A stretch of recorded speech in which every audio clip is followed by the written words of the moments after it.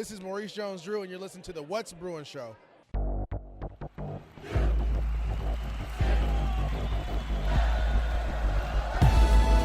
You're listening to the What's Bruin Show, part of the What's Bruin Show network, with your hosts, Jake Berryfield and Mike Regalado, and occasionally some friends, talking all things UCLA sports. And now, it's time for the What's Bruin Show. Well, hello, and welcome to What's Bruin. I am your host, Jake Berryfield. I'm joined by my good buddy, Mike Regalado. He's right here. What's up, y'all? Hey, Mikey. And it's the What's Bruin Show. Thank you for listening. Thank you for your support. On the Twitter, Instagram, Threads, whatever, at What's Bruin Show. Email is what'sbruinshow@gmail.com, what'sbruin.substack.com, patreon.com/what'sbruinshow, or what'sbruinshow.com. And you can help us out, support us for just a small amount. Mike, how much? $2! Or somewhere around that price. We Probably, appreciate it. Inflation. Send the What's Bruin Show into the future. And you can also search us on YouTube. Just search What's Bruin Show and then look for the UCLA stuff, not the Boston Bruin stuff. But, Mikey, it's we finally are here with basketball. We're here with the selection committee doing their selecting. And the women, #1 overall. That's super, super, super cool. Congratulations to UCLA women's basketball. Now all we got to do is finish it off and go far in this tournament, right? Jake, you know what time it is? What time is it, Mike? It's time to dance. Very good. Don't get us. I know. I got to cut it out. So. That's okay. We get there. I think that's enough. That'll be just fine. Exactly. People know what's up. But normally I like to avoid the basketball. I would like to avoid the basketball shows for as long as possible. But when we get to March Madness, it's all boners all around. So let's go. Let's get our tournament going. We have a tournament challenge. It's in the show notes. You tweeted it out, so go to your Twitter feed. We would appreciate it if you guys would join our tournament challenge. There'll be some sort of prize to be named later for the winner of it. Right now, it's got there's 6 or 7 entries in each, but this is the time when everybody's going to start filling out their brackets. I would hope.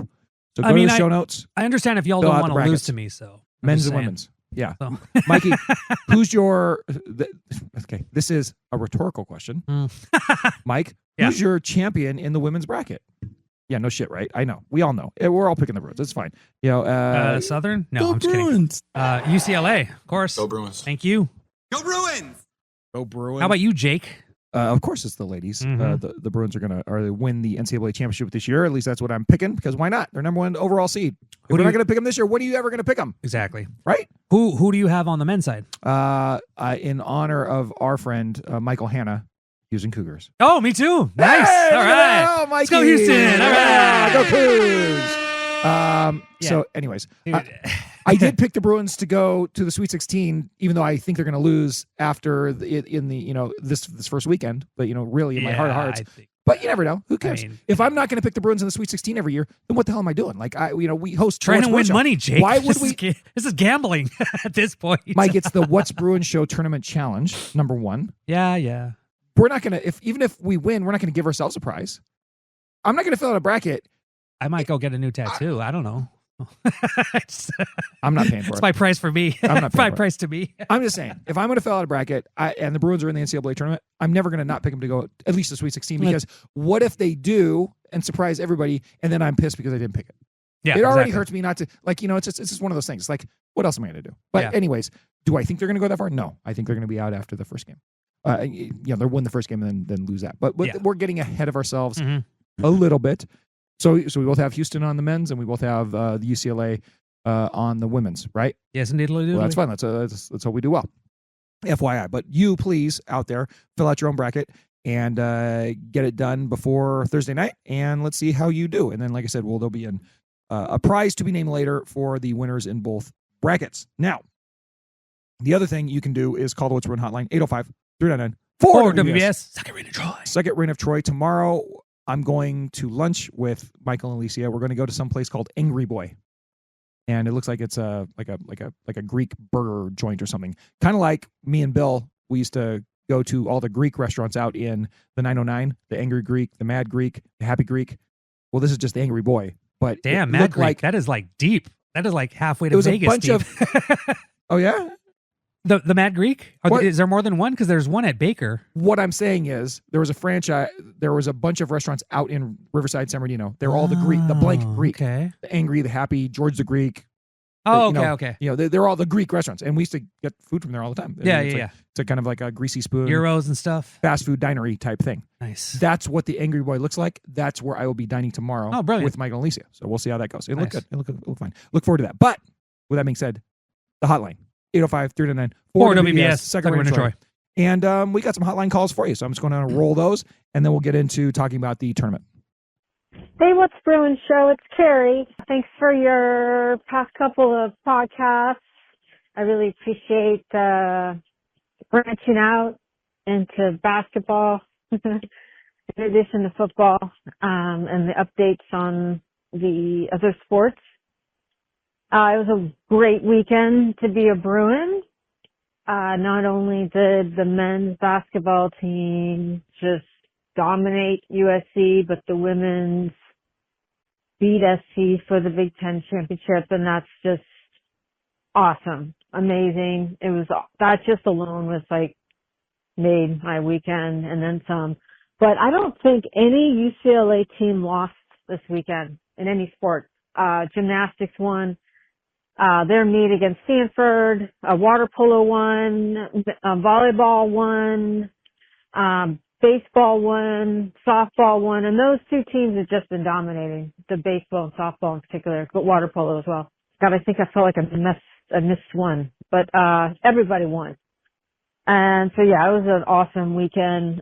Football recruiting is going well. I mean, in terms of like just the numbers of people that seem to be interested and the quality of people. Yeah, just a lot of things looking good right now. If you are a Bruin fan, I only have one like little, it's pet peeve about UCLA men's basketball, and it's not the basketball team. I wish they would congratulate other teams more. I just like to see some sort of Twitter post that says, "Congratulations, UCLA women's basketball." Like, are they? Like, it kind of makes you wonder if they're on this high horse from the 70s, thinking that that's too low for them. And then you have Corey Close, who's a selfless servant leader, who's the number one in the country. So, I don't know. Just wish they would kind of support the other UCLA teams. And football does a great job of that, by the way. So I'm happy for that leadership. But yeah, I'm just happy. Look forward to your podcast. And, yeah, it's a great day to be alive and be a Bruin. Bye. Thanks, Carrie, for the call. That's awesome. We love you. And Mike, what do you think? Do you think that maybe UCLA men's basketball is a little bit, on a little bit of a high horse, not congratulating the other UCLA teams? Is that rub you the wrong way, like it does Carrie? I mean, it doesn't rub me the wrong way, but I've noticed, and if I've noticed, other people have noticed. And Carrie's noticed. And you know what I noticed too is that at the beginning of February, most UCLA Twitter accounts, and you don't have to, but most UCLA Twitter accounts did something for Black History Month. UCLA didn't do anything until they had their Black Excellence game, which cool. That was cool, but I was like, waiting for that. But yeah, they don't really extend congratulations or whatever, or at least the coaches. And I get it, it's UCLA men's basketball, but it's also not what UCLA men's basketball used to be. This is a community now, and we know this, especially with NIL and just the greater the expansion and greater coverage of women's sports. It would be interesting to see the men's team, and as Carrie said, Deshaun Foster shouts out the women's team all the time. So do a lot of the other coaches, but it doesn't rub me the wrong way, but I've noticed. Oh, very good. Well, maybe they can hire someone, an intern, be really good at that. Hey, pep up all the other teams. So let's get on that. Sounds good.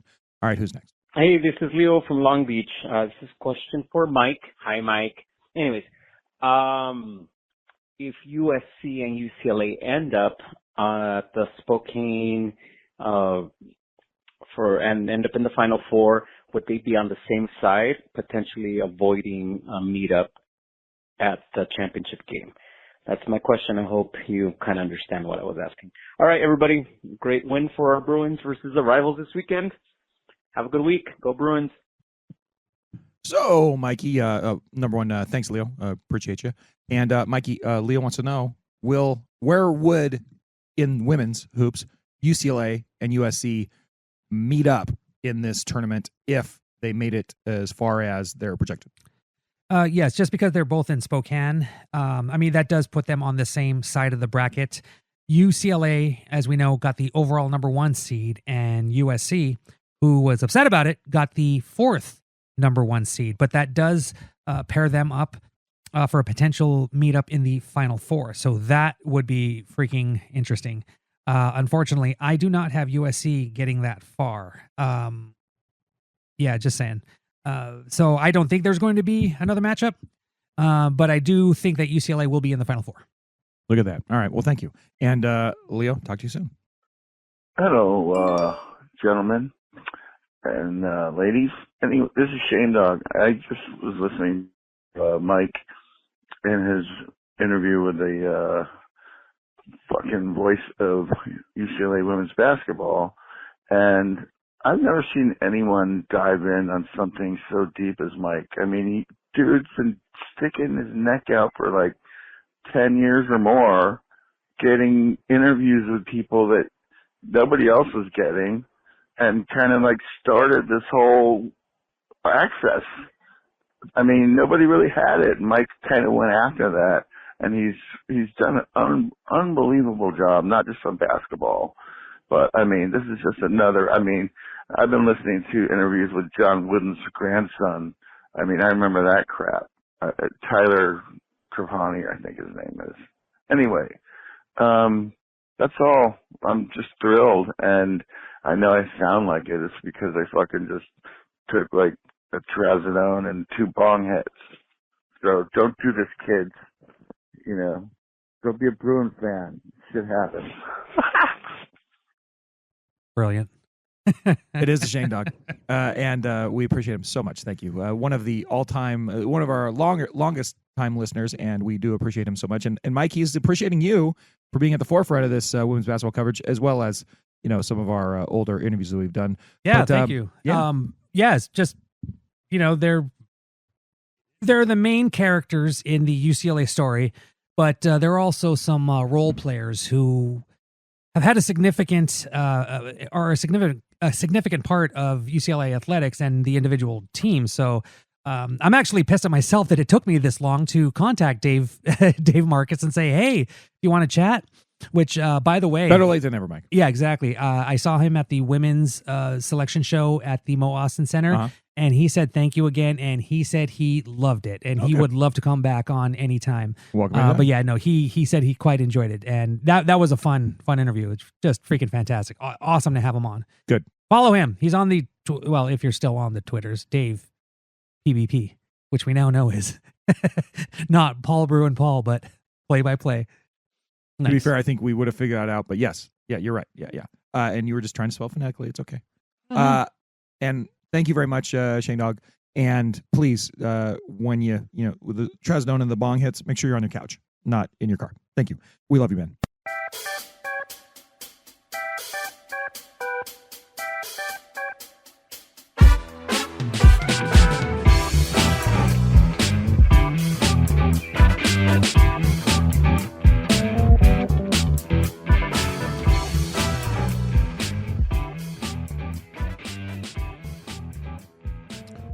So, Mikey, we just took a little break after the calls, and thank you very much for calling the What's Bruin hotline. But, we went inside.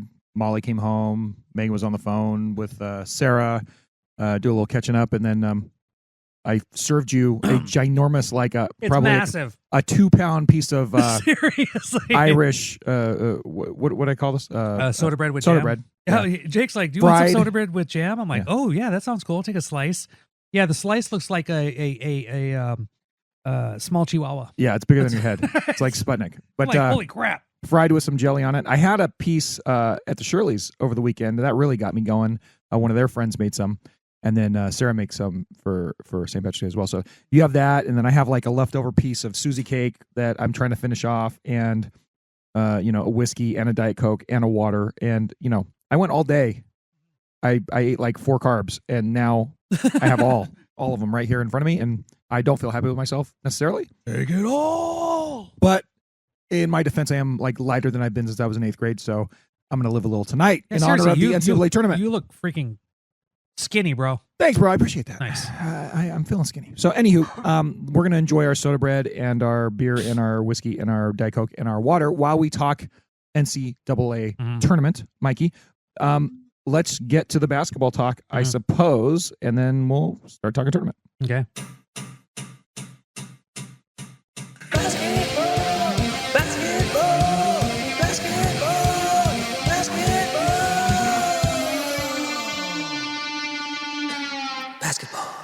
So, Mikey, you want to start with the men's or the women's? First off, I got a text from my daughter, and my son Hugo says, "Hi, Jake." Hi, Hugo. So, very nice. The kids are texting me and like, "Can we call you?" I'm like, "Give me an hour, we'll be cool." And they're like, "Okay, cool." But yeah, Hugo's like, "Hi, Jake." What's up, young man? Yeah, let's start with the men's because I honestly don't know how long their run will last. Seriously. And I want to go back a little bit because UCLA ended their regular season with an absolute throttling of USC. That was fun. 90-63. Hey, the Brandon Troy had comment on that one. I'm happy that UCLA won. Yeah, me too. I'm happy that UCLA won. And in my weekly stat article last week, I just talked about how UCLA was just dominant on the offensive side, which they have tended. They tend to be pretty good offensively from time to time, not consistently. One would hope that would be something that they focus on, but unfortunately it didn't. But in that game, they just destroyed USC. Shooting was up, 3-point shooting was up. Everything was just, awesome. The stat trend lines were going in the right direction for the Bruins. Defense was, just because there were so many possessions, USC still, scored a bunch. It wasn't the lowest. It wasn't the best defensive output, but considering how they did on both sides, it was a pretty damn good game altogether. They solidified the number 4 spot in the Big Ten tournament with that win.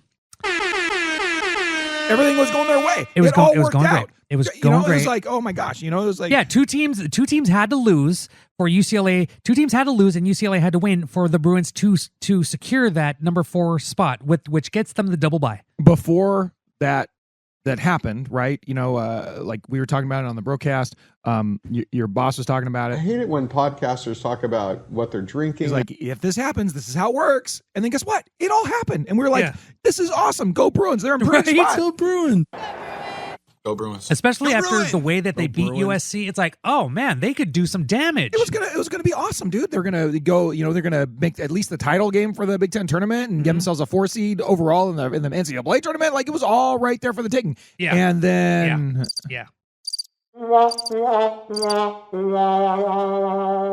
Wow. Yeah. I guess go Badgers. Freaking wow. The sons of bitches.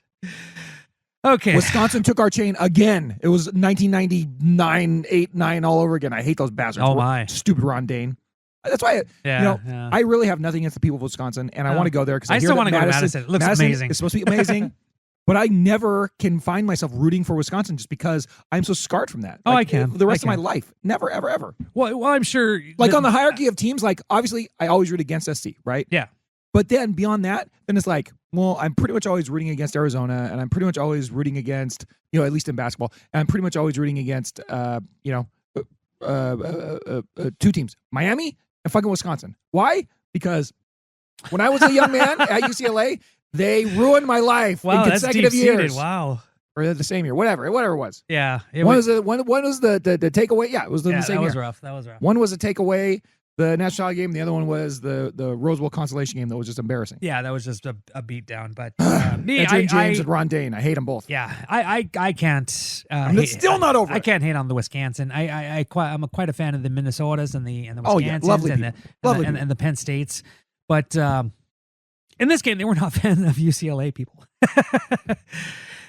Yeah, as the Godfather was sending us live updates. Ooh. Oh, so now there's, they're 10 for 15 from 3. Yeah. Oh, now they're 25 for 30. Oh, now they're, I don't know how, but they ended up having less missed shots at the end than they started out with the beginning. It was amazing. I don't know. They lit it up. We knew early that this game was not going to go well for UCLA because I think it was only maybe 7 or 8 minutes in, and Wisconsin already hit like 7 3-pointers. And it was funny. I said, well, as I wrote in my article, they should defend the 3-point shot, but I guess that's out the window. Some dude was trying to be like, what are you talking about? They had good defense. They had good defense in all of those 7 made shots. I'm like, you hearing yourself? And then some other dude got into it with him, and I was like, you two go and do your thing. But and go over there and it was just, oh my God, it was brutal. Wisconsin shot 51.7% from the field, just the field. They shot 59% from the 3-point line. Brutal. They were 30 from 58 for all their field goals. They were 19 for 32 from 3-point line. That meant they made 19 3-pointers and only 11 2-pointers. Insane. I believe UCLA was down by 27 at one point in the second half, and UCLA went on a run at the end of the game, a little bit too late. But the 86-70 result is not indicative of what actually happened in that game, because Wisconsin just beat the crap. Like, they could not stop Tanjay. Dude was just on fire, and there was nobody to counter that except Sebastian Mack, and he didn't do enough, and he came off the bench. Again, Adai Mara not playing that many minutes, and I know that he had some tough stretches, but at the same time, he does bring some defense. And even if they're shooting the lights out, hey, if you have Mara on the paint, challenge them. Really go up and defend the 3-point line, make them go, take mid-range jumpers or layups. You have Mara there, and at the very least, Bilodeau or Daly on the other side, but. It was just an absolute collapse on both sides. Yeah, I know it was just a beatdown from beginning to end. And when you have the leading scorer for the Badgers or whatever, 9 for 10 from the field. I mean, that's not boding well. So whatever, that happened.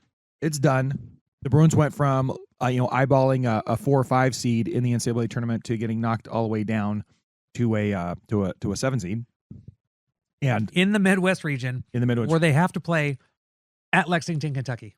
Yeah. So, I mean, things didn't go well. And so now here they are. Huh. And now they're in the NCAA tournament. And the chalk says they will make it through the first game and then lose to Tennessee, the number 2 seed in the region. Yeah. Right. Who's also tied for second in the nation in scoring offense. Yeah. There's a lot of things that would have to happen right for the Bruins for them to advance to the Sweet 16 this year. Who knows if they will or not? Chalk says probably not. I will say this for the Bruins. I went and made a list of all the tournament teams they played this year and give you, what their record is. Mike, they played 11 games against tournament teams this year. Do you know what the record is against the tournament teams? 6-5? Close. 5-6? 4-7. Oh, okay. 4-7. And I'll go through those games right now. Starting at the beginning of the season, remember they had that loss to New Mexico. They got kind of beat up by New Mexico.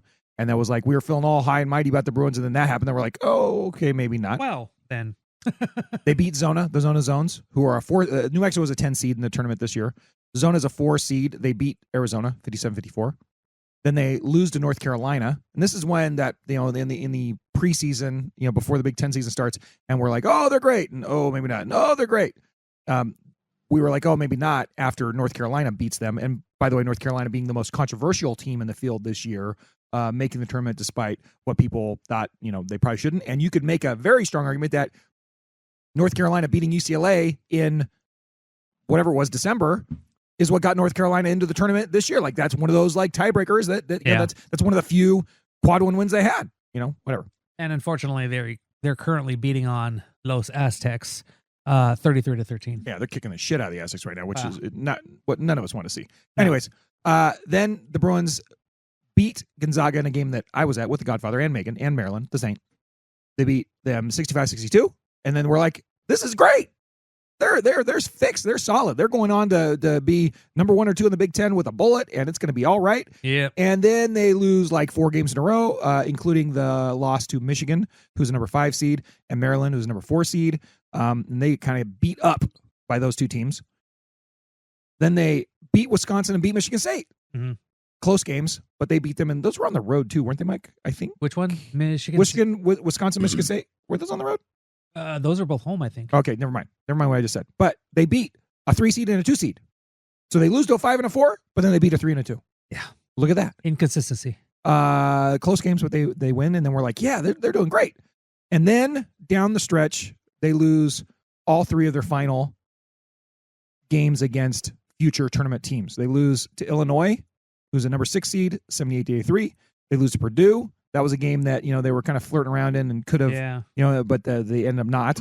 They lose that 66-76 down the stretch. That was 4 seed for Purdue now.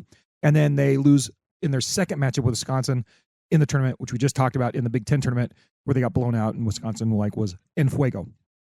So I already said they're 4-7 against tournament teams this year. They are 3-3 against the top 4 though. So go figure. That's a coin flip. Right. Top 4 seeds, I should say. They're 4-5 versus the top 8 seeds, and they're 0-2 against the 9-16 seeds. So go figure that, right? All I'm going to say, Mike. So looking at the draw, and got it right here. Are you a very knowledgeable person about the old Utah State Aggies? Do you know everything about that team? Oh God, no. Neither do I. No, but I mean, I preliminary. A preliminary look at Utah State, and they're actually, I wouldn't say they aren't as good as UCLA, but they're not far behind. I believe UCLA is 27th in the KenPom, and Utah State is top 40, I believe, from what I remember. I can't remember the exact number. I could look it up right now. That's not a super easy opening game. No, it's not at all. But if anything, I think a lot of don't disrespect those Aggies. Vengeance should be on UCLA's mind. The way that they basically got embarrassed against Wisconsin. They went for 1 game. They wanted to stay for 3, possibly get the Big Ten championship, tournament championship, and they just stumbled. They're skateboarding down the hill. Little pebble just gets in that rock, and they just skid down the hill. That's basically how this happened. And then Wisconsin, I believe they took down Michigan State in the next game and took Michigan to the wire in the championship game. So not an easy team, obviously, as we saw. But UCLA really needs to kind of pull themselves up by their bootstraps and go, that was embarrassing. We need to come out with a different showing and just annihilate Utah State. I don't think they'll be able to pull away and have such a big win as they did against USC, but they need to make a statement. All they need to do now is just win. Like, I don't even think they made a statement. They make a statement by winning, and it's funny because that's a very good point. Coming down, you make a statement by winning. Yeah, coming down the stretch of the season, Mike, I think they are most characterized by being inconsistent. Very much so. So at the Minnesota loss, the Ohio State win, the Purdue loss, Northwestern, SC. Blowout. Northwestern was a tight game, and then USC they blow them out. But this is also a team that won 9 games in a row early in the before the non-con start, I believe, and then they had a conference stretch where they won 7 in a row, including beating 3 ranked opponents in that stretch. They beat Wisconsin in that 7-game winning streak. They beat Oregon in that 7-game winning streak, who was 16 at the time. They beat Michigan State in that 7-game winning streak, who was number 9 in the nation at the time, I want to say. So with that being said, I think Michigan was 6. I'm just looking at what ESPN has on it, but whatever. Oh, okay. Maybe I can't read it. But the thing is, Mike, would you be surprised at all if UCLA was bounced out of the tournament in the first weekend? No. Mike, would you? And it sucks that I say that. It does suck, but it speaks to the type of team they are. But also, Mike, I mean, honestly, like, would you be surprised if they were still playing into the Sweet 16? Like, are either one of those going to make you, oh my God, that is completely surprising? I'm flabbergasted by this. No, I mean, neither would I. That's No. kind of my point. Yeah. Is that it's just the inconsistencies. they could come out and lay an egg, or they could come out and really get it together and put together a nice run of basketball and make a little run. Would I be shocked if this team made the Elite Eight or Final Four? I'd be a lot more shocked by that. Yes. That would be as shocking and exciting and fun in all the right ways. Because considering if they get to the Elite Eight, they could face either Kentucky or Illinois. They got beat up by Illinois, and Kentucky's just doing some damage this year. Yeah, so I mean, that seems more and more unlikely, but I wouldn't be surprised if this team doesn't or does make the Sweet 16, and that's because we have no idea what this team is going to play like or what they're going to be like, and that is kind of the problem. Or how Cronin's going to substitute and play people and matchups. Or the vibes and he's stuff got like about that. his players or whatever. I mean, obviously he's the one that's coaching him. He's the one that sees it. You know, like we second guess him on a lot of things, but I mean, you know, at the end of the day, it's his team. So, so Mikey, with that being said, what do you think would be the outcome for UCLA men's basketball in this tournament that would not have fans kind of grousing? Do they just have to win the game that they're going to be favored in, or do they have to make a Sweet 16 or better to kind of keep the fans from? I think Sweet 16 and above would have everybody go, oh, okay, little positive cool. vibes. I guess that's a question. Yeah, they what outcome gives them the positive vibes? Is it the Sweet 16? Sweet 16. I think so too. Which unfortunately, and I don't want to be negative about this, but considering what this team has done in the last 2 years, and how inconsistent they've been in this loss to Wisconsin, if they make it to the Sweet 16, if they meet Tennessee in the second round, a very good offensive team, I think fans could be like, oh, well, there's some positivity, there's something to get behind. But yeah, if they lose in that the second round game, that's going to raise some eyebrows. I think, in my opinion, I kind of agree with your assessment on. I think they'll get some positive vibes, and we're not talking about farting rainbows and putting up a Sweet 16 banner for Christ's sakes. No, we're not talking about that. We're saying that in order for people to have a generally positive feeling about the tournament outcome, they have to make Sweet 16. Yeah, I think that if they lose in the round of 32, it would just be everybody doing kind of a shruggy emoji, like, I don't know. I don't really have a whole lot of opinions on it. Like, okay, whatever. That's what they've been playing like. And I think that if they lose to Utah State, then people will be legitimately like, what the F? What the F? Oh, that would be very bad. But I think it's very clear. I mean, it's like it's either what the F or shruggy emoji or, okay, fine. Yeah. But for me, this team, like, I would be surprised if they went beyond that. So we're kind of like girding our loins for a relatively short exit for UCLA men's basketball this year. And I guess that's okay. I hope they get it together and have a peak season next year. That sure would be great. Yeah. But I guess, we'll see. And maybe we'll be pleasantly surprised. Mm-hmm. Do you have anything else to say about that, Mike? No, it's just going to be interesting to see, if they do exit in the first weekend, obviously their season is over, and it's going to be interesting to see how Cronin tries to keep this team together or improve it. Because I have no idea what the players are thinking, but all players are thinking like, what's the best move what's the next move that's best for me? So we'll probably have some players transferring out, and Cronin's going to have to look to the transfer portal to bring more guys in. But especially since they didn't have a good recruiting class this past signing day. So how Cronin gets this team better is going to be quite interesting. They lose Kobe Johnson and Lazar Stefanovic, but they retain everyone else. Having a junior Adai Mara is going to be huge. Not sure what's going on with Dylan Andrews. Sky Clark, he's been really good. His offensive game has really improved over the last month, so that's going to be exciting to see. But Cronin has talked about it. Even this year, he was brought here to win championships, and he's not anywhere closer to that since UCLA with the Jaime Jaquez, Tiger Campbell, Jalen Clark team lost in the Sweet 16. That wasn't even the Final Four year. That was what, 2 years prior. yeah, the last time he had a solid, really good team, they lost to Gonzaga again in Vegas. I was there in the Sweet 16. So, yeah, that. And he's also had to adjust to changing conferences and all the, and then kind of having his class, that group of guys kind of go longer probably than expected, but for good reasons, right? Yeah. He had those guys for a long time. And then he just hasn't really transitioned into the next thing yet. Yeah. We kind of thought this year would be that. And now it's looking like it's not quite that, although it's certainly better than last year. But last year's approach, markedly It different. better have been better than last year. Yeah, but it was a completely different approach last year than this year. Yeah. And they've kind of been with the changing in NIL and the changing in the conferences. You can make the arguments that they've been trying to adjust and figuring out the right path, and maybe they haven't stumbled on it yet. Maybe they'll never stumble on it. I don't know. But there are different reasons to kind of,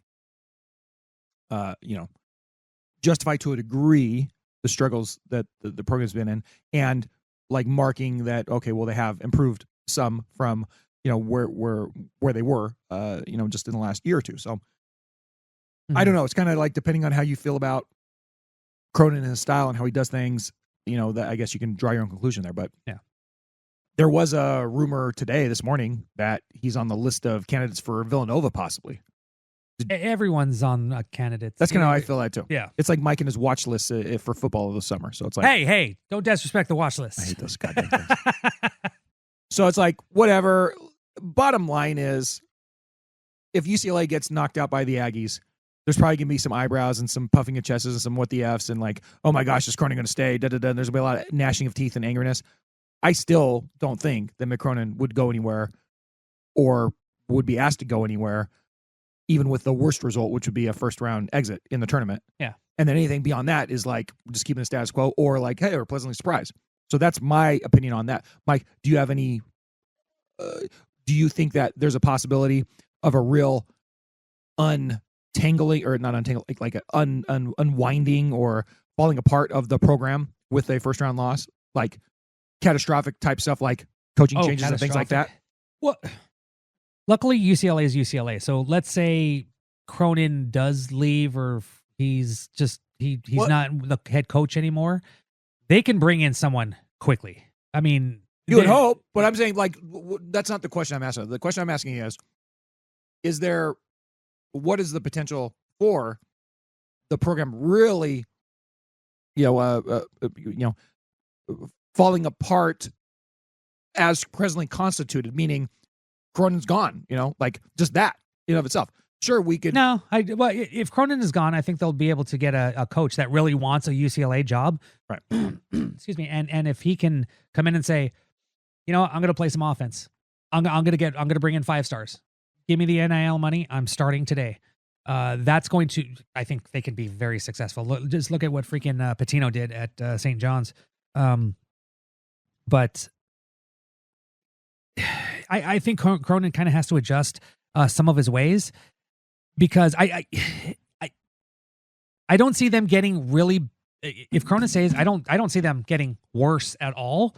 But I don't necessarily see him getting better. I see him kind of staying in the same spot, hovering around being a 22-10 team. Winning 2/3 of your games, rather as opposed to winning 90% of your games, as elite teams do. One of the big things that UCLA missed this year was having a go-to superstar. They just haven't had that since Clark, Hawkes, Bona. Right.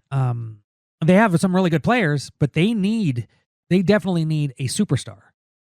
Can Cronin bring that type of player in? Can he entice them with his coaching, with NIL, with just the 4 letters on his chest? Who knows? It hasn't really happened in the last 2 years.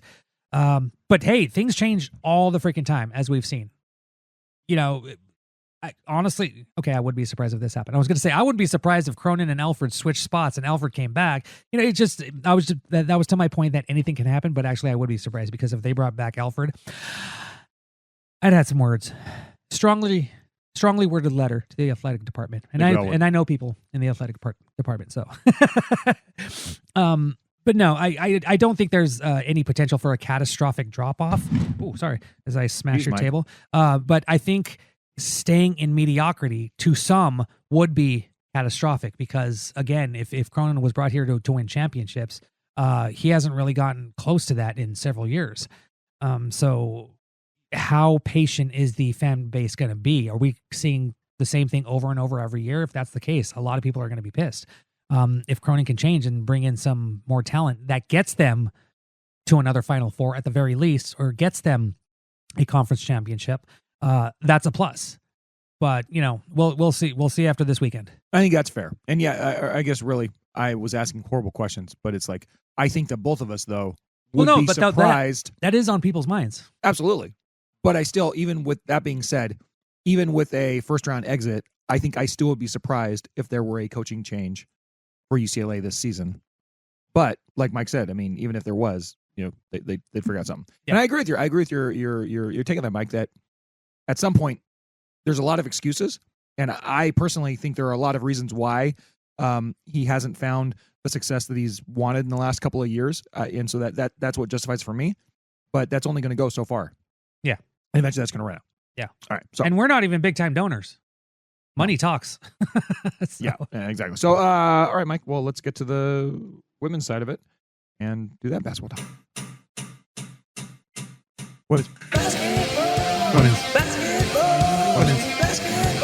Women's. Your number one overall seed, UCLA women's basketball talk for Nancy. Mike. UCLA announced on Sunday that they are the overall number one seed, first time ever in the NCAA tournament.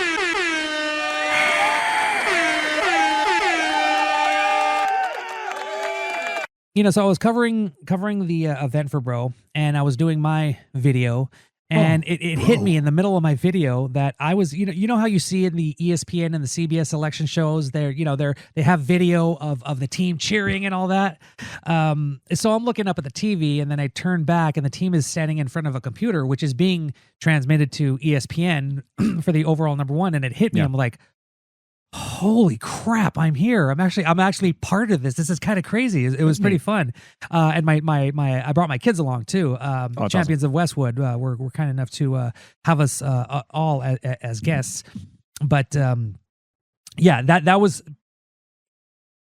not only relieving, but just you could see how happy the team was, how happy the fans that were there with the team were for how happy they were for the Bruins, and just happiness, just sheer, just elated at the fact that the Bruins working their butts off all season long, only losing 2 games, 30-2. Those 2 games were to USC, and then vindication in the tournament championship game.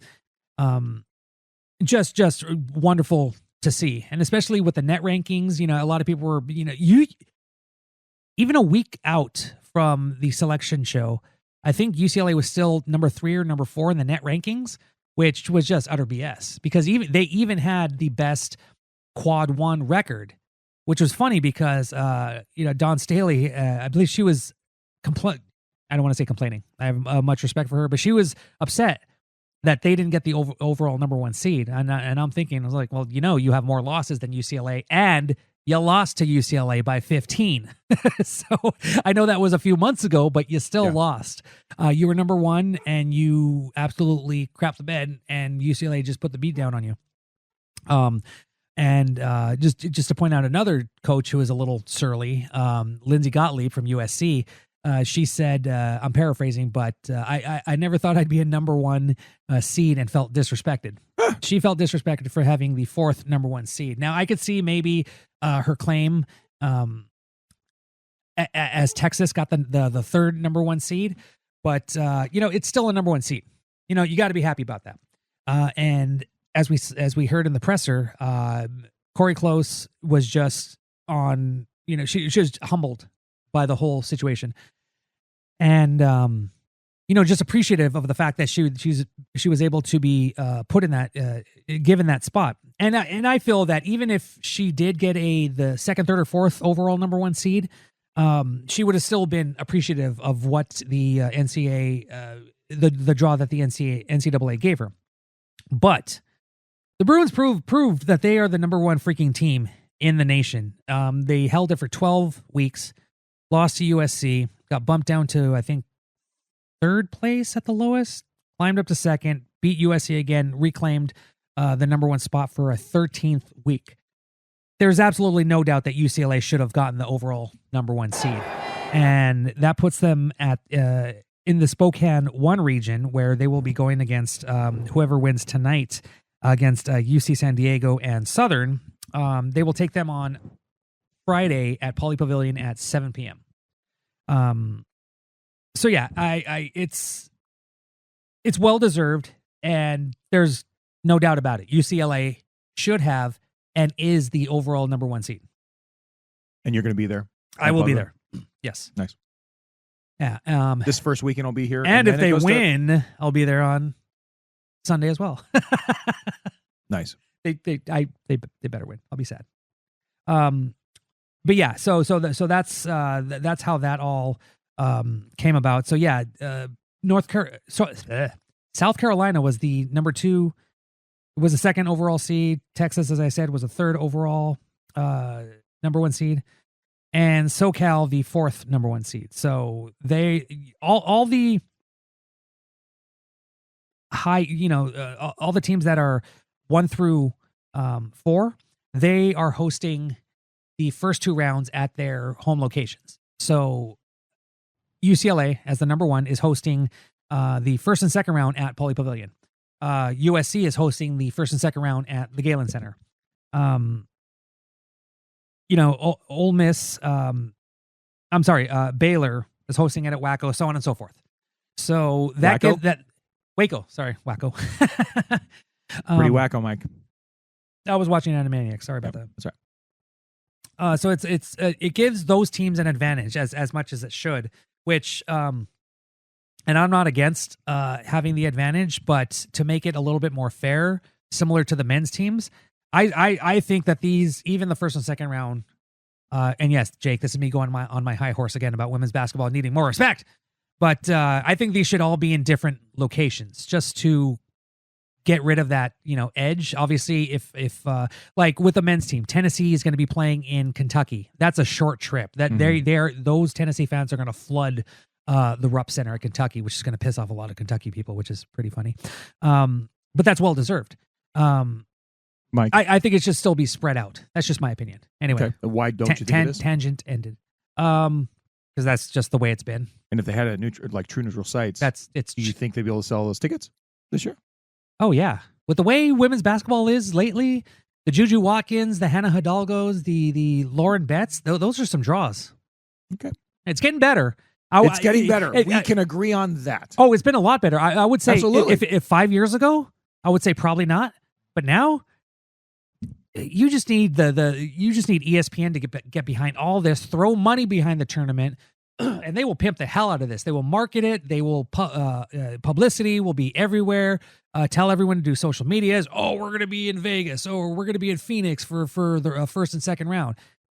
I think it's a no-brainer. It's nice that it's at Pauley Pavilion. Gives the Bruins an advantage, but I think to give, not that I don't want UCLA to have the advantage, but to give everyone a more fair advantage, it should be all rounds should be at neutral sites. If you really want to get your women's NCAA tournament on, you could go watch the Bruins beat the crap out of UCSD Tritons or the other team that might play Southern, and then the next day you could go watch USC beat the crap out of UNC Greensboro.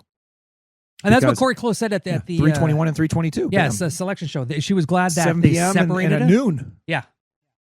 So I mean, that's the benefit of this, right? That's the cool thing about it.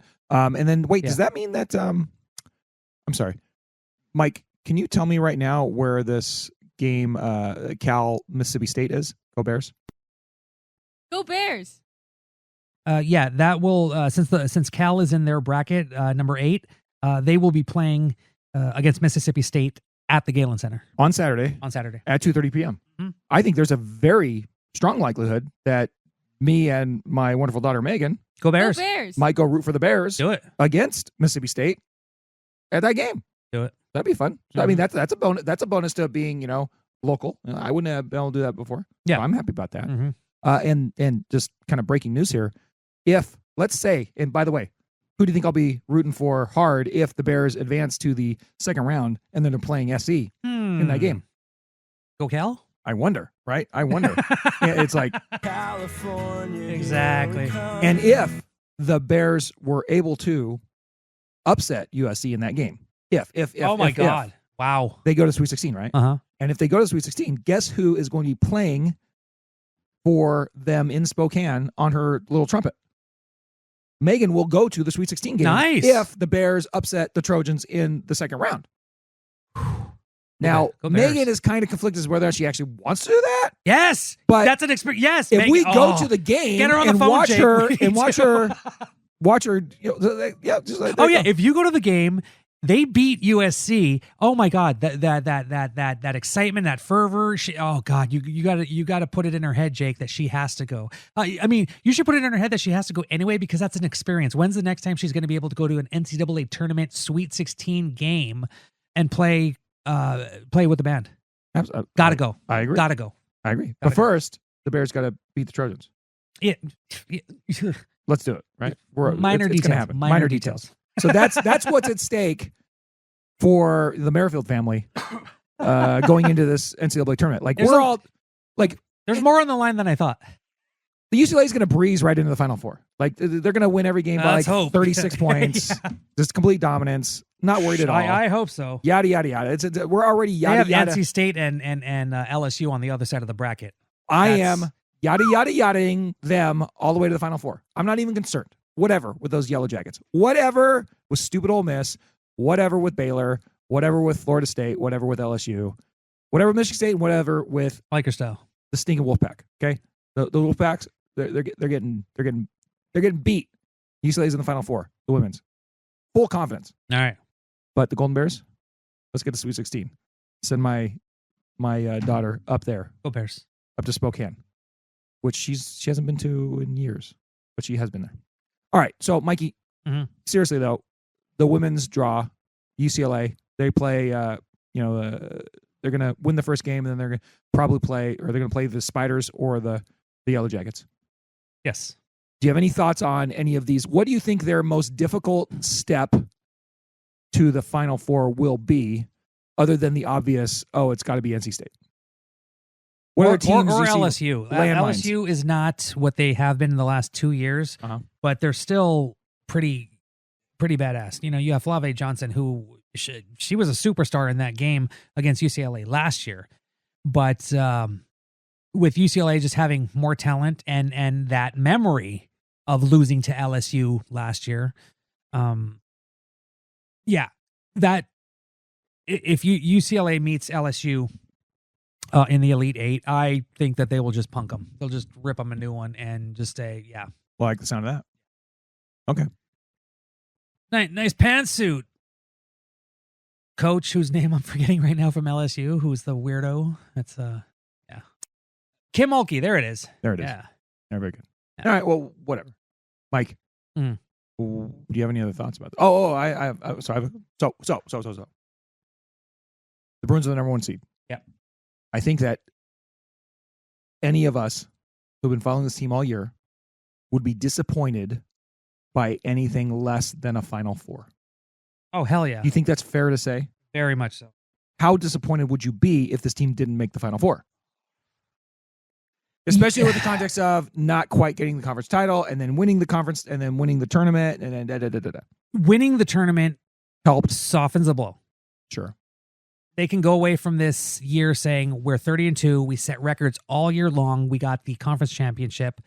But the fact that they've only been to one Elite Eight in Corey Close's tenure, 14 years, they have to break that. They have to break through that, especially with everything they've done. If they lose in the Sweet 16, worse. If they lose in the Elite Eight, that's to a lesser extent, but that's still got to hurt. You can't have all this talent, break all these records, get the overall number one seed and lose in the Elite Eight. They have to win. They have to go to the Final Four.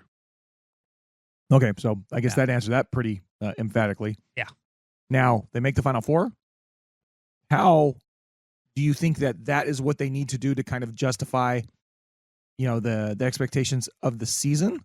Or is there obviously the team wants to win the title. Obviously, Cora Close doesn't want to lose in the Final Four or in the championship game. She wants to win the whole thing. But like from our perspective as fans, if they make the Final Four, I don't know if it's quite right to say, would it be gravy for them to win, to go to the title game or to win the national title? That's not quite what I'm saying. But would a loss be, like we'd be upset about it, but we wouldn't be like, oh man, this team, why didn't they get over the hump? A loss in the Final Four? A loss in the Final Four or in the championship game, right? Like I think those would be acceptable losses. Yes, exactly. In my opinion. Exactly. But they need to get to the Final Four. Yes. And then, obviously, we want them to win the title. Yes. They're the number 1 overall seed. Well, if they go to the Final Four. If not this year, when? Yeah. But those wouldn't be losses that were like necessary. I mean, depending on how the losses work out. But we wouldn't be overly upset at those losses other than mad that they lost in the moment. Does that make sense? I think if they lose in the Sweet 16 or Elite 8, we'd be crushed. If they lose in the Final Four, we wouldn't be crushed. We'd be like, hey, they got to the Final Four. They've proved that they're a top 4 team. Hell yeah. Good season. Bravo. Let's do it again next year. Do it. Run it back next year. That's kind of, I want to make sure that we have some sort of. Oh, yeah. If anybody's like, they're losing the Final Four, screw this team, fire her. That's a bit excessive. It is a single elimination tournament. Yes. Now, I'm going to paint a couple pictures, though. Mm-hmm. What if they lose to SC to get eliminated? And now they're undefeated. Oh, that would be against everybody with SC, and 0-3 against SC, and SC goes on to the title game and wins the national title. Oh, that would be. And Juju Watkins is standing there holding the fucking trophy, and it's just like the most horrible. Like that's the only way in which I see being really upset about a Final Four-ish sort of exit is if that scenario plays out. If some other team wins, then I'm like, okay, whatever. Like I'm still wish they would have won, but I'd be like, whatever. But in that particular scenario, I think that would be a catastrophic ending. Yeah, right. That would because suck. then not just once, but twice, and it'd be a crazy season where USC takes UCLA's chain the first match, and then to win the Pac-12 title, breaks their streak, then takes the title, then they UCLA gets some revenge, but then that would sting worse than. And then that would that would make Juju like she's already an all-time SC player. Yeah. But that would be like that would cement that would be that would be her Brett Hundley moment, her Cade McNown moment. Like that would be that equivalent, right? Yeah. For women's basketball. So that's so what I'm saying is obviously we want the UCLA women to win the title. Yeah. If they don't win the title, we want them to not win the title to anybody but those goddamn Trojans. Yeah. I think those outcomes would be those would be the acceptable things. Yeah. And those would be the, going out before the Final Four, unacceptable. Losing to SC and having SC win, unacceptable. Yeah. Everything else, acceptable. Yeah. Or better. Exactly. I think that sums it up. So, in summation, go Bears. Darn right. Go Bears. It gets Sweet 16. And then Exactly. Very good. Oh yeah, that would take care of this whole thing. Right, exactly. Mike, you hit it right on the head. I was like, is someone take out USC before they get to the Final Four? Fine. Anything else? There we go. And then that would make it even better. Yeah. I mean, UCLA going to the Final Four, USC not getting to the Final Four. That would be great. That would be the best. That would be awesome. That would be the best. That'd be super cool. Exactly. Everything after that is just icing on the cake. There we go. That's good, Mike. Okay, good. We got it all fit together now. Yeah. All right. You have anything else? We're here for you, people. Good. No, that's a good, that's a pretty good summary of what we got. What's brewing with you? You ask me. What's brewing with me? Yeah. What's brewing with you? What's brewing with me? What's brewing with you? Mikey, I kind of have a two-tiered what's brewing with you. One is a surprise, not a surprise for you, but it's like I'm going to show you something, a show and tell. Oh my. And then we're going to go to your what's brewing. And then we're going to come back to my very basic what's brewing at the end. Okay. So first of all, Mike, I'm going to flash something before your eyes, and I want you to tell me what you think it is. Okay? And it's not my junk. Oh my. What is that? Looks like a pager. Looks like a pager. I'm going to give you one more look. What is that? If I went like this, what would that be? Vape? It looks like a vape, doesn't it? Sort of. Yeah. Sort of. Yeah. It's not. I'm not a vapor. I'm not a smoker. What? Never smoked anything in my life, Mike. This is not a vape. What is it? It's the Roadie 3, Mike. What does a Roadie do, Mike? Tunes mother effing guitars. This is a tiny pocket robot guitar tuner. Nice. I'm going to demonstrate to you because this is the coolest thing I've ever bought in my life. I've played guitar for 30 years, never well. I Okay. suck. But this is a cool device. Is it one of those where it not only can tune to standard tuning, but like doing like drop D, drop E, weird jazz tuning and stuff like that. It'll do it. And it's a robot. And it's a Rode? And it's perfect. And it's rad. Is it Rode? I don't know who it's made by. Oh, okay. I don't know. The Rode E3, and it's made by Rode Music. I don't know. Oh. It's cool. And it's a metronome, and it's a string winder too. Yeah. So you bust a string, Oh, it is. you get friggin' Oh. it'll wind that thing. Oh, So we're awesome. going to show you right now. Jake's going to demonstrate his guitar. I detune this guitar right now. Uh-huh. And you can put in, it'll tune a mandolin. Uh-huh. It'll tune a banjo. Oh, It'll tune damn. it won't tune anything with the regular pegs, not a violin. Yeah. So I'm going to go to my profile for my. I should really be recording this. Well, yeah, it's okay. This is a blue. No, this is the Dean guitar. I have all the profiles in there for all my guitars. Wait, it tunes it to what type of freaking guitar you put have? in the, yeah. And What? Then you Holy put it on here, crap. and we're going to tune And it. what is that? That's a So- Telecaster? This is just a Strat. A copy. Stratocaster? It's a crappy Dean Strat copy. And then Oh, we're gonna- okay, Dean, So you play it on the pen, and then you. Go that's again? tuned. Oh, here we go. The next one. Here's A. Get the robot sound. Oh, that's it. Oh, there you go. I don't know if it's loud enough, but D. Hit tune. Pretty rad. And then That's we crazy. Go to this. we're all geeking out and everyone's like, what the f- are they doing? That is crazy. Sorry, we're tech nerds, and all this little crap really excites us. You get the point, right? Yeah, So you tune yeah. the guitar, and then all of a sudden you're golden. Yeah, it's super cool. exactly. Anyways, I love this little device. I just bought it the other day, and it's the coolest thing I ever bought. Mhm. At least this week. Yeah. So there you go. That's the Rode 3, and I got it on Amazon, and I really like it. That's like totally super cool. My favorite still is having the Boss Tuner pedal that you have like with your, so if you're, after a song, if you're playing live, and you detuned. Mike, who actually has played guitar live in a band, 'cause he's cool. He's way cooler than me. And or if you like from one song to another, you need to, tune the strings, going to drop D as we're talking about. If you have no idea what we're talking about, it's fine.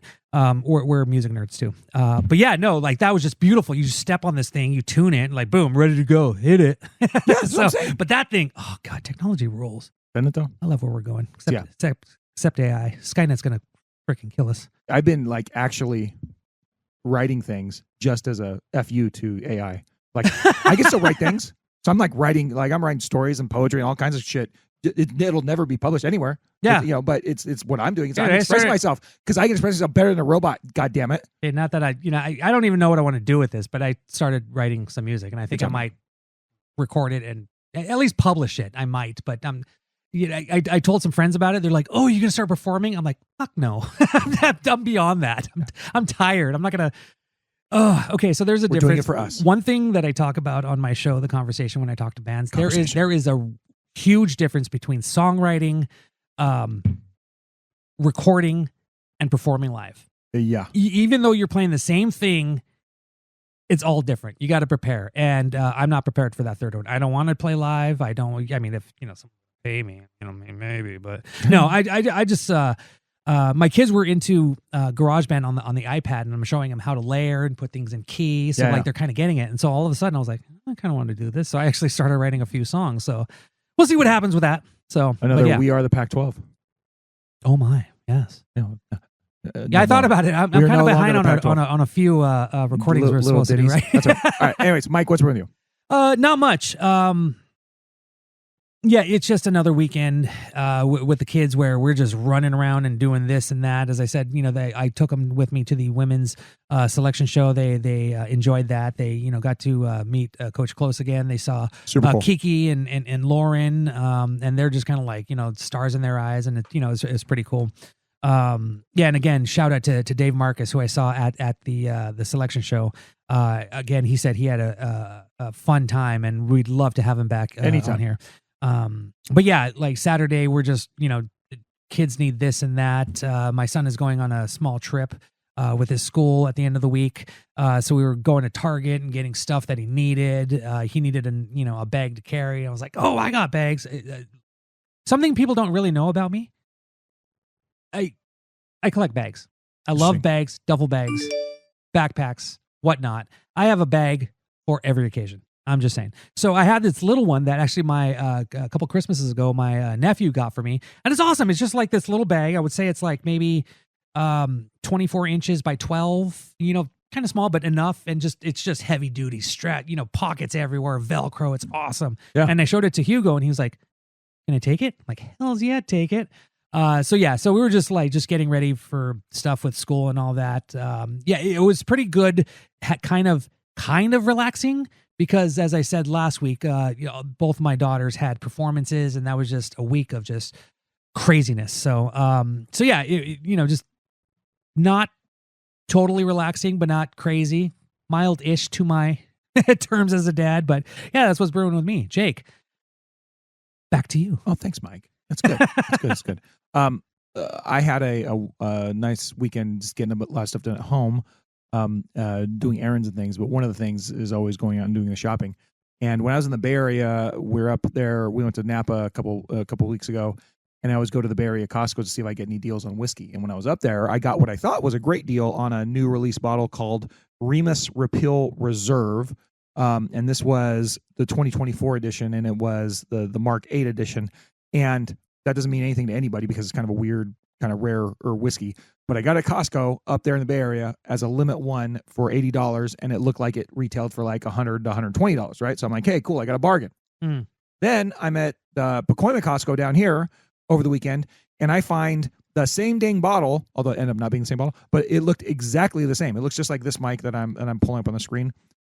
This happens to be the Remus Repeal Reserve from 2023, but I saw it on the Costco Pacoima shelf.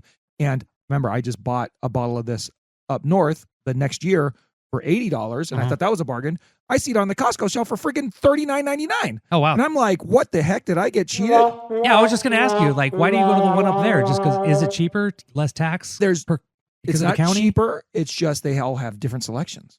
Okay. So you get a wildly different, list of things you could buy. Because Costco's as opposed to somewhere down here. Yeah, it just said okay. Gotcha. Costco's down here are similar. The Costco up there are similar, but they're different from each other. Yeah. Anywho, $39.99. I'm like, what the f? I just paid $80 for another bottle that's almost as exact same as this one. But then I thought about it. I'm like, well, wait a second. Let me investigate this. Let me see. Maybe this is just some sort of Costco super bargain. Were they different years? They were different years. One's 23, one's 24. But this is what I found out. Turns out that apparently the Pacoima Costco, they had a case of this that they got in 2023. And these were the last two bottles just hanging around that didn't sell. Right. And so they marked them down dramatically from 100 to 120 down to $40. So I grabbed both those bottles and I went and paid for them. And then me and Bill later went to Total Wine because Bill wanted to go to Total Wine to go buy himself some Irish whiskey or whatever. When I'm there, I hit up the manager. I said, hey, what is this bottle selling for at Total Wine? And he looks it up. He's like, oh, dude, like there's a bottle back there, but it's selling for $120. Damn. I'm like, dang, son. He's like, hey, you know what? If you had a picture of the Costco thing, which is right here, Mike, I went back to Costco and I got a picture on the shelf of it. I already deleted it. Nice. But I got that. So then not only I get the two bottles of Costco for $39.99, but then I went to Total Wine and I got their one bottle for $39.99, marked down for $120. They marked it down because you had a picture because I had a picture of the Costco thing. They price match. So I'm like, damn. I got what ended up being 3 bottles of $100 to $120 whiskey for $120 total. $360 for $120. Damn. I cannot beg. And you might ask, I actually had to open the bottle and try it, and it's pretty good. I don't know if I'd pay $120 for it, but I certainly pay $40. So this is a great $40 whiskey. All's well done. Well, we win. All right, very good. So that's my nice. Yeah. If you did not listen to it already, we published a very short What's Bruin show on the feed, but it really was more of a bare minimum on the feed, and that was fun because Megan, the bare minimum, was able to go and warm up pitchers for the Golden Bear game over the weekend against the Yellow Jackets, and so she got onto the field and got to catch, which was fun in between innings. And she talked about her experience doing that for Cal softball. She's a student manager, and she was real excited about that. So I published that with our little brief reaction to the NCAA tournament seating. So if you haven't listened to that, I think it's fun, and enjoy that. Other than that, Mike, we'll come back on Tuesday because we actually have a regular schedule. Big Ten, seeing how the Bruins did, both the men's and the women's. Like you said, we will be absolutely crushed if the women aren't still in the tournament. Yeah. We will be pleasantly surprised if the men are still in the tournament. Yeah. But not like absolutely flummoxed. They're just like, cool. But we'll react to how they did. If you have any thoughts, please call the hotline 805-399-4WBS. Take a range away. And until Mike, next time, what do we say? Go Bruins. Good evening. Smoke 'em if you got 'em. That was the What's Bruin Show. Try us tomorrow. Same bat time, same bat channel. It's got to be in or out, Mom. In or out. Well, I need the door closed. Thank you for your cooperation. Dude, Rob, we play some ball on the West Coast. The final word is boob.